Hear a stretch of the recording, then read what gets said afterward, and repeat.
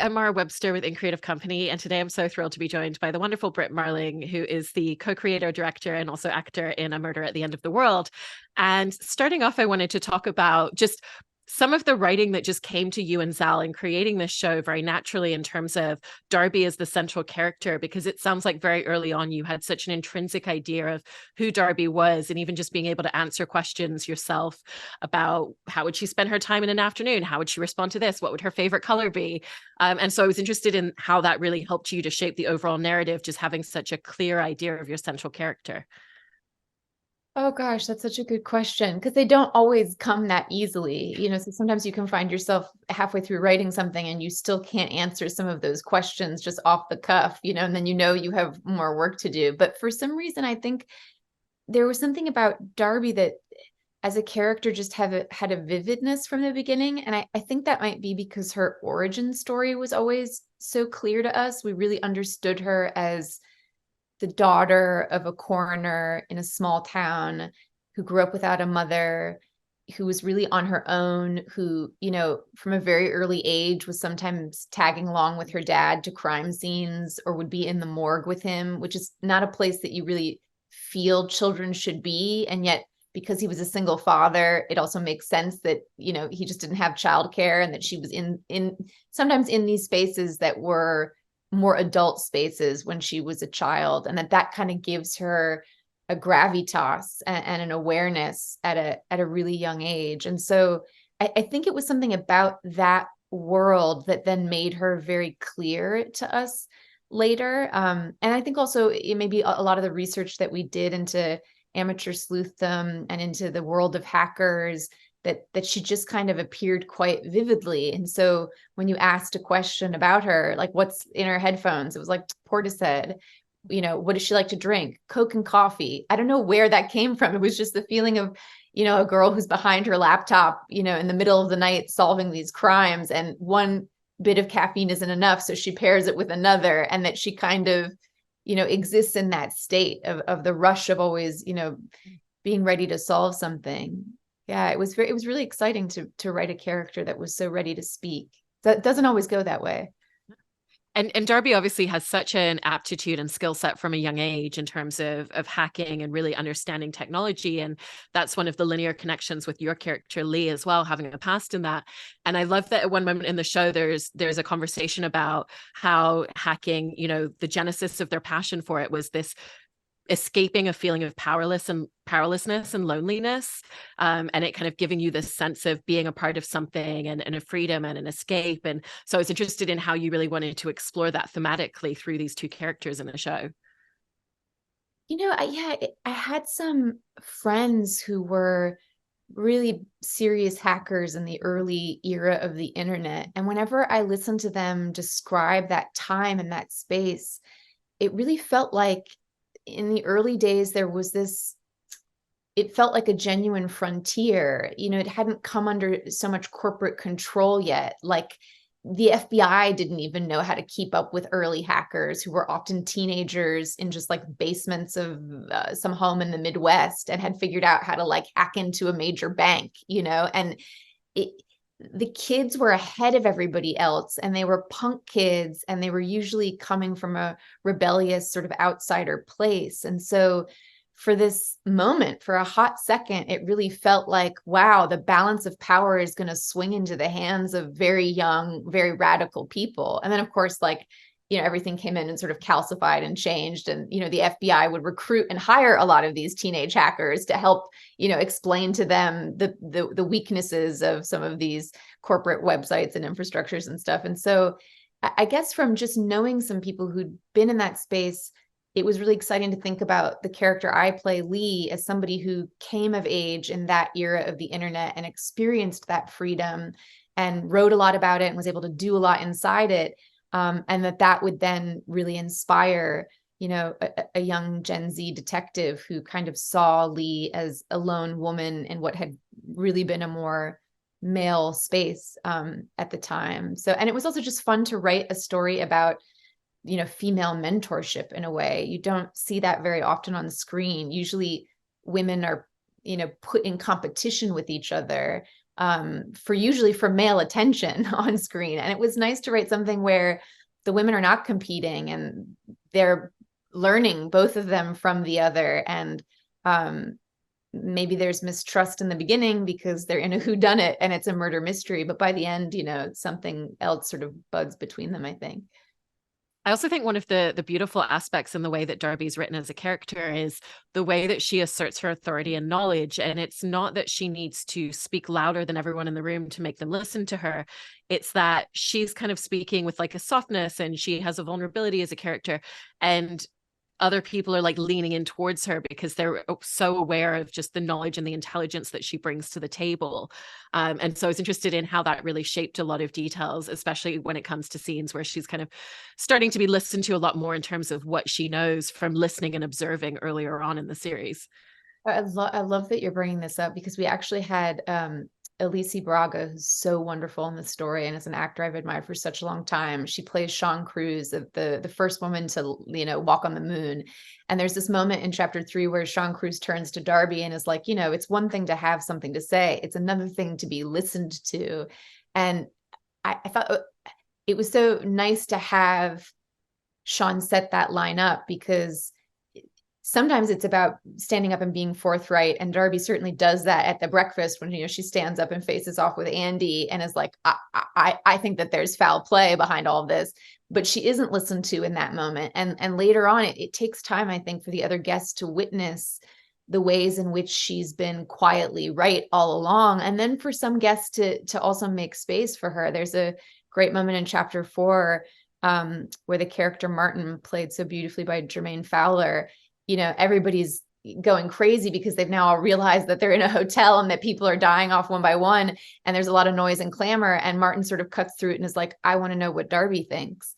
And I think that's the first moment that the audience is also like, I want to know what Darby thinks. And it was interesting for Zal and I, as we were writing this, to realize we had to do about like 3 hours of storytelling to get the audience to a place where they also believe that the young woman in the room has an important perspective. And I think that's why in this story, it was so important to braid Darby's past with the present, because you had to continually prove to the audience, like, no, she grew up on crime scenes. She's been in a morgue. Like, she knows how to identify some things on the body even better than her father does.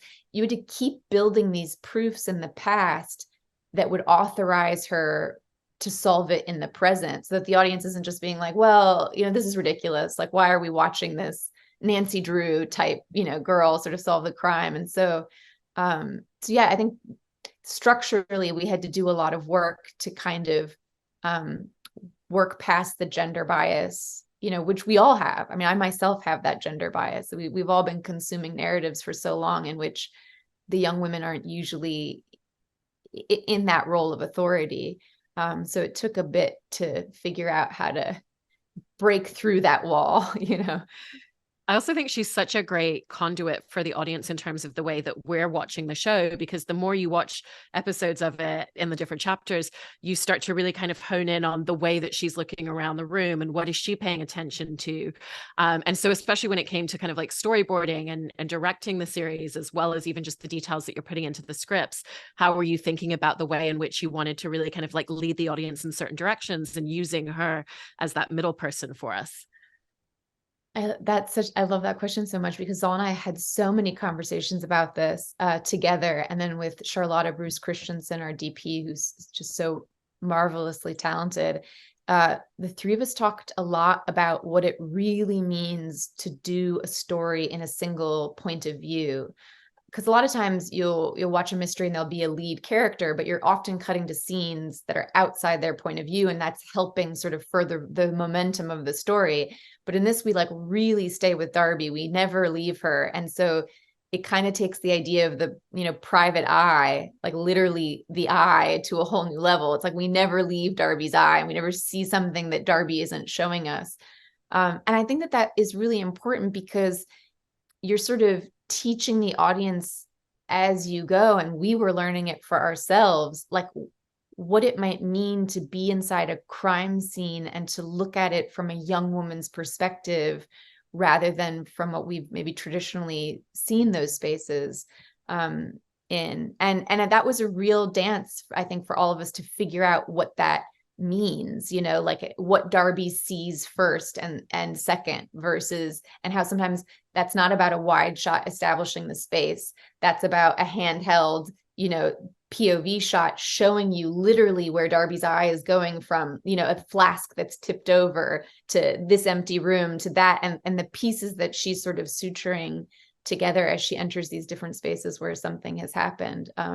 I also think it was really amazing to be working with a female DP while telling the story of a young woman, because there's an incredible synergy that happens, I think, when a female DP is handheld operating and so close to Emma's non-binary, but portraying a young woman as a character.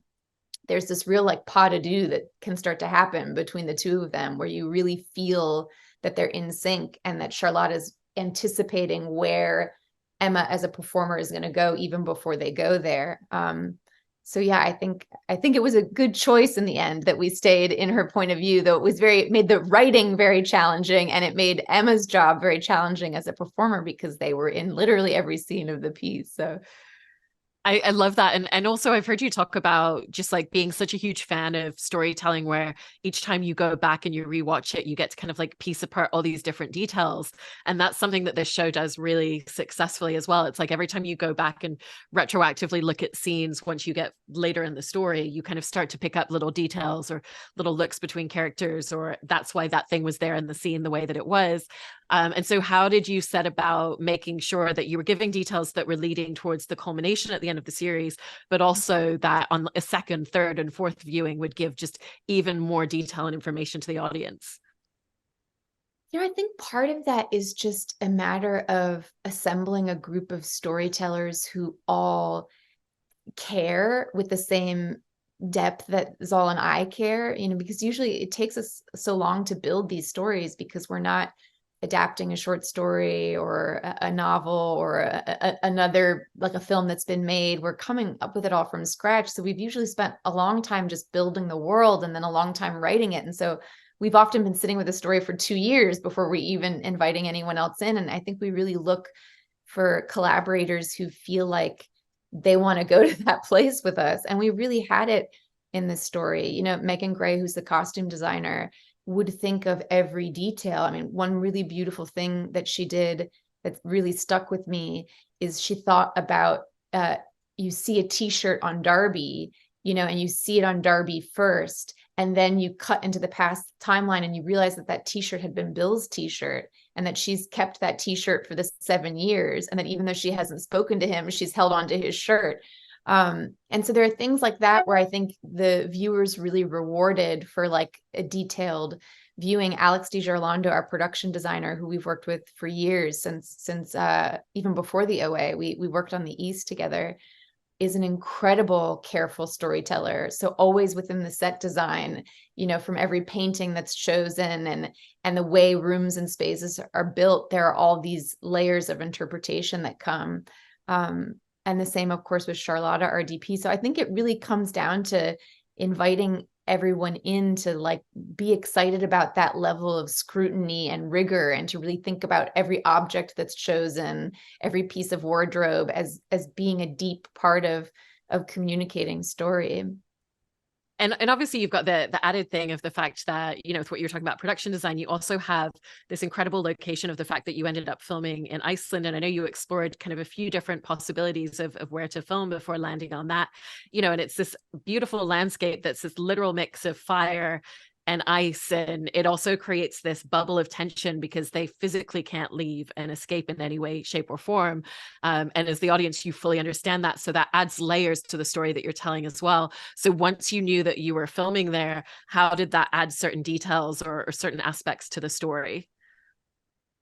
You know, it's interesting because we had initially set it in Norway because my mother's family is from there. And so we felt like, oh, it would be nice to go to a place where I have family and I have roots, you know, and we imagined it always, you know, as being up in the fjords in a very cold, remote location. And then as we were coming towards shooting, someone on the production side at FX had suggested Iceland. And we were like, Iceland, you know, and then we went on a scout. And we met with this company called True North, run by a man named Leifur Dagfuson and his team. And the moment we landed there and met this group of people, we were just, our minds were blown. We got in a scout van with them. We went all over Iceland, like to every part. I mean, we put on crampons and trekked across glaciers. We went into ice caves. We rappelled down into ravines, and like we're trekking across that basalt canyon, which is in chapter 3. And so it was a very extreme experience and a real adventure. And I think we had written everything, but we were still refining things to locations. It was amazing to have that scout early, and then to come back to the production offices in New Jersey and be like, okay, let's rewrite this scene to that canyon that we actually rappelled down into, and let's add some of these features to the story. And I think there was something about Iceland that turned out to be even more correct for the narrative. And I think it's that you're constantly moving between the past and the present in this. And we knew we wanted to use wind as a sort of sound mechanism to carry you across those spaces. And I think what's interesting is Iceland doesn't have any trees. So like the deserts of the American West, which are also treeless, you're often in these vast expanses where you just see all the way to the horizon line, and the wind just comes rushing across those frozen tundras, and then we carry them into the past across the desert. And there was something about that felt, I don't know, timeless, like the wind was carrying us in a circle where it would sweep us into the past and then, right back into the present again. And that we were sort of able to think about time as being more elliptical rather than linear. And I think those landscapes were a huge part of it. And I think just being in Iceland with the Icelandic people and the Icelandic crew, who are incredible people, lent something to the narrative, which felt like, we had to really surrender in a beautiful way to the elements and to the extreme nature of the settings there. That it properly humbles you, in a very good way. You feel your human fragility in the face of those driving storms and winds and frozen lakes, and the same is true of the desert too. So I also want to talk a little bit about your performance and your portrayal of Lee, because I think it's a character where there's so much going on beneath the surface that we don't know early on. At the beginning, we just kind of see her being a little bit more on the outskirts, very focused on her son and being very quiet and insular. And then as the series progresses, we start to learn more about her marriage and the position that she's in, and the fact that she's tried to leave. And we even see a moment where there's a moment of physical violence. So we see a flicker of, what she's been dealing with in that relationship over several years and why she is trying to escape it. And I think you capture it so brilliantly, even just in terms of like the body language, like the avoidance of eye contact, trying to kind of like not engage too fully in things. Even the friendship with Darby, it's like she starts leaning in and then she pulls herself back. And so how did you set about figuring out a lot of those intricacies, even at the stage when you were starting to think about it as you were writing it? Oh, such a good question. It's interesting because I haven't been able to talk about any of this yet. And maybe we should say a huge spoiler this, if you haven't seen up to chapter 5, don't go further until you've watched it. I think part of what we wanted to try to explore in the writing was the idea that I think sometimes there's this impression that abuse, in an intimate setting only happens to a certain kind of woman. And in my experience, and from what I've seen from women around me, like often very strong, very confident, very ambitious women can find themselves in situations of partner violence that you would not imagine or anticipate. And so I think we wanted to put a face on that, or give space to that, and show how in those spaces your confidence can very quickly be eroded, and you can find yourself in really foreign territory in which you don't know how to get out of what you've gotten into.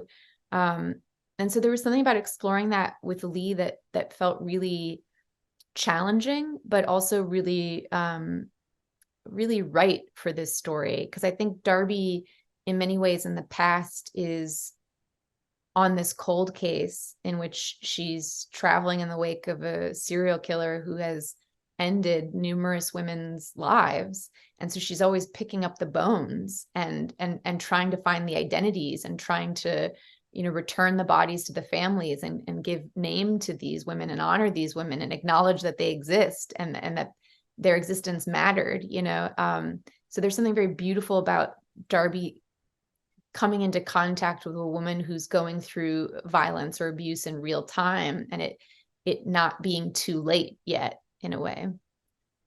And even just the interactions that we see with you and Clive Owen, it's like, if you look at the body language, it's like the way that he'll kind of like physically move his body over her, and you're kind of like avoiding looking at him. Did the two of you just find that quite intrinsically with one another, or did you have conversations about what you wanted that to look like with each other?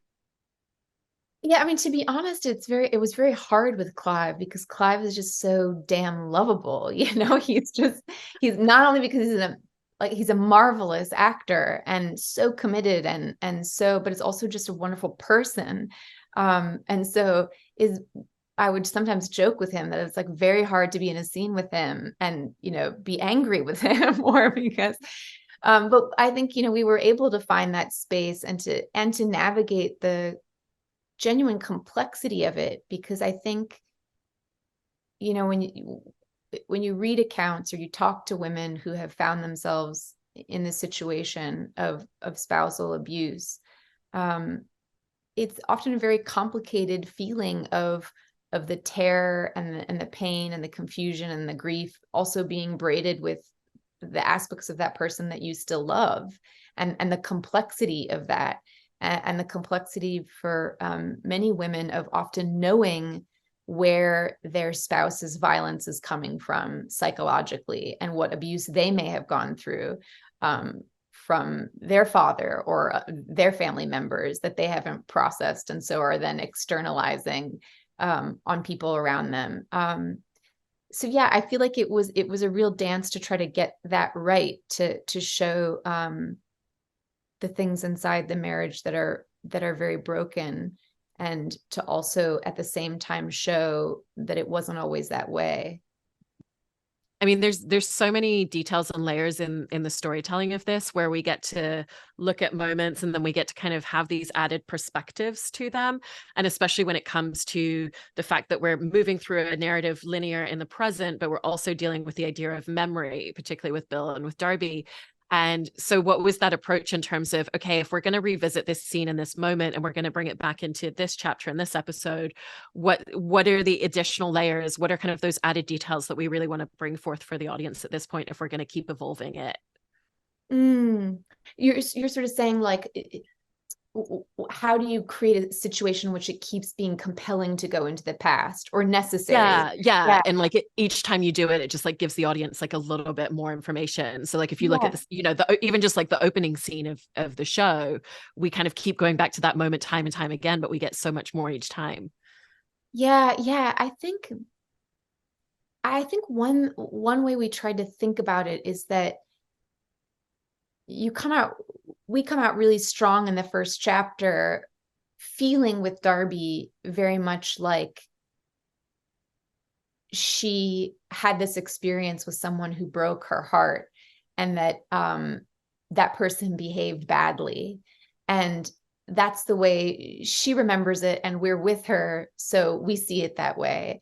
And then I think over the course of the mystery, as we keep going into the past and she's revisiting things and also starting to think of things more from Bill's perspective, because it's Bill she's investigating in a way, it opens up her mind to remembering the past in a new way with a new lens. And I think that starts to change the way she sees herself and how she was operating in the past. And so the past starts to make you feel very differently about the present as you progress. I mean, one of the things we talked about a lot when we were writing this is that often, I think in detective stories, the detectives are sort of classically flat. They are who they are, and what's changing is the world around them and the solving of this mystery. The mystery itself is the arc more than the character. Even in Chinatown, which is, I think, one of the great film mysteries of all time, I don't know that Giddey's changes that much. He starts out as nihilist, and maybe the experience makes him even more nihilist in a way.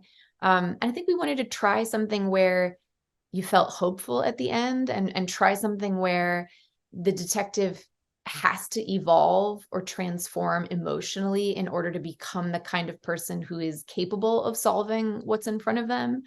And so I think in that way as well, the past became a really important piece of self-discovery, getting to a place where you can revisit your past and see it properly for the first time, and what that might teach you about yourself and how you need to transform to move forward. So I think that was one of the goals of thinking about telling a detective story with a young woman at its center, is thinking about it as also requiring evolution, or asking for evolution. And also in terms of directing on this series as well, because it's the first time that you've had the opportunity to direct on one of your shows, but it's something that it sounds like you've wanted to do for a really long time. And it was just about creating a setup where you had enough time to also give everything that it needed in order to do that, which I loved. And I was interested if it made the writing and development process a little bit different, because obviously you're always thinking about the visual language and kind of like how you're envisioning it on screen, but knowing that you were also going to be stepping behind the camera, you were going to be storyboarding out scenes yourself. Did that shift the way that you were thinking about certain moments during that process? Yeah, it really did. It used to be that when Zal and I were writing something together, I think I write very image heavy. Like if you read just the text of the screenplay, it's sort of telling you without telling you, like, this is where the shot goes, or this is what happens, or this is what we're seeing in the frame. And so maybe that piece was always there, but back in the day when we would be daydreaming on stuff and grabbing images and throwing them up on the wall, it was all really like, well, okay, this is for Zal. Zal's going to realize this in concert with the team, and I'm going to be there as a creator, and as a producer to help achieve this. But I'm also going to be in my world as Prairie Johnson, imagining what it's like to be blind and held captive for 7 years, which is its own thing. And so this was definitely really fun in that a lot of the images I would see in my head as I was writing, I then actually, in a very specific and detailed way, had to figure out how to pull off. And so as I was writing, I was definitely like doing a lot more just direct storyboard images in a notebook and pulling all kinds of lighting references and color references and framing references, realizing that like I now had to really figure out how to articulate, okay, how do I take this image out of my mind that I have, and how do I find the hair and makeup and lighting and frame that's going to like bring it the most together, which for me was really fun because I studied photography and alongside economics in college. And so I have just like stacks and stacks of old school analog photo books, and it's nice to like get away from the internet and, Instagram and like looking at images online and just like peel through photo books and find the quality of the light that really feels to you like is accurate for that scene. And then to share those references, with the team and to take in their ideas and references and find what feels truest to the story it's such an incredible pleasure. And in this story, I would say I was pretty blown away by the number of times that we as a group were able to achieve something even better than what I'd had in my mind, or exactly what I'd had in my mind, and very rarely something less, and usually when it was something less than what I had in my mind, you were really feeling the constraints of time and money and production that way. And you're just like, okay, we're going to lose these 5 setups and we're only going to do this like, in one shot. And these are the things we're going to sacrifice to make the day. But even then, as a whole, I think we all feel really proud of what we put into it. And in the storyboarding process as well, I loved reading something where you were talking about just like listening to like Rihanna, We Found Love in a Hopeless Place. And even though it's not a song that's in the show, that it was something that just kind of like put you in the right mindset and like tone for certain scenes between Darby and Bill. And so how did you happen upon kind of finding music or certain things that would just like help you to create those visualizations as you were going through that? For some reason, that song just like entered in the beginning in the writing phase, and it just felt so Darby and Bill because there's something about the song. It's not dark fundamentally, and yet it is talking about the nature of optimism or falling in love or feeling hope or expansiveness in a time where there's a lot dark and a lot unraveling and a lot that is challenging to go up against. And so that song just felt like it held it all, you know. So a lot of times I would listen to that. I was listening to a lot of Portishead. Obviously, that made it in a lot in a lot of different places. To Grimes, who I felt, you know, as someone who has always produced her own music, you know, not been afraid of the computer and the tools of creating what she wants, felt in a way akin to Darby, who is also not afraid of the tools and of like learning the technology and creating the world that she wants. So yeah, I think music really, really heavily entered. For both Zal and I are very music intense people, and we will often come into our writing space and be like, have you heard this? And I remember when we found the Caroline Shaw piece that plays when they're first arriving at the hotel in chapter 1, and we were just like, this tone, you know, this sound of a mystery that's dark and foreboding, but also promises maybe something of the light at the end. And then, of course, working with Danny and Sonder, who are composers we've worked with for many years, who are so talented and who you can tell them almost anything and they will manage to find the sounds for it. I mean, even back when we were making OA, I joke with them all the time that like calling up your composer and being like, well, we need to create the sound of a woman telepathically communicating with a 16-foot giant octopus, you know, and it has to feel scary and also sensual, but not too scary, so the audience has a disconnect. And you know, you throw all these adjectives at them and they will somehow come back with exactly what that sounds like. So yeah, I think we were really lucky musically on this one with all the pieces that came together. It's so great. Well, like you and Zal have done such a phenomenal job in writing and creating this show, and it was also so great to get to see you directing on this series as well. So congratulations on everything, and thank you so much, Brit. Oh gosh, thank you for having me, truly.